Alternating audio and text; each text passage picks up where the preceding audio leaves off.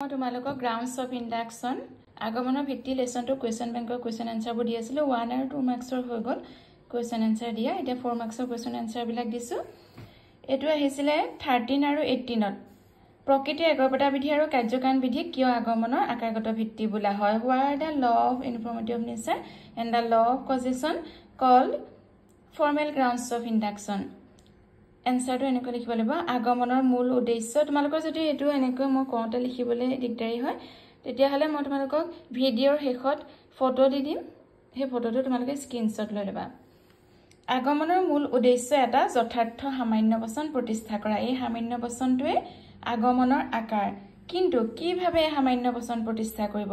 এই সমস্যা সমাধানৰ বাবে আগমনে প্ৰথমতে পৰ্যবেক্ষণৰ দ্বাৰা কেতবোৰ দৃষ্টান্ত সংগ্ৰহ কৰে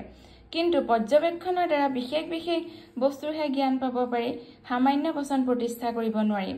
পৰ্যবেক্ষণৰ দ্বাৰা কেজনমান মানুহৰ মৰণশীলতাৰ জ্ঞান পাব পাৰি কিন্তু সকলো মানুহৰ মৰণশীল এনে সামান্য বচন প্ৰতিষ্ঠা কৰিব নোৱাৰি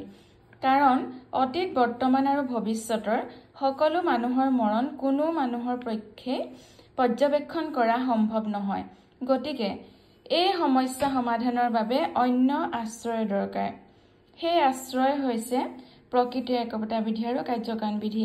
এই দুই বিধিৰ সহায়তহে কেজনমান মানুহৰ মৃত্যু লক্ষ্য কৰি সকলো মানুহৰ মৰণশীল আগমনে এনে নিশ্চিত সাৰ্বিক সিদ্ধান্তত উপনীত হয় যিহেতু প্ৰকৃতি একৰপটা বিধি আৰু কাৰ্যকাৰণ বিধিৰ সহায়তহে এটা যথাৰ্থ সাৰ্বিক বচনৰ আকাৰগত সত্যতা প্ৰতিষ্ঠা কৰিব পৰা যায় হেহে এই দুই বিধিক আগমনৰ আকাৰগত ভিত্তি বোলা হয় এতিয়া আসলতে আগমনৰ ভিত্তি দুই প্ৰকাৰ আকাৰগত ভিত্তি আৰু বস্তুগত ভিত্তি আকাৰগত ভিত্তি হৈছে প্ৰকৃতি একৰপটা বিধি আৰু কাৰ্যকাৰণ বিধি আৰু বস্তুগত ভিত্তি হৈছে পৰ্যবেক্ষণ মানে পৰ্যবেক্ষণ দুই প্ৰকাৰ নিৰীক্ষণ আৰু পৰীক্ষণ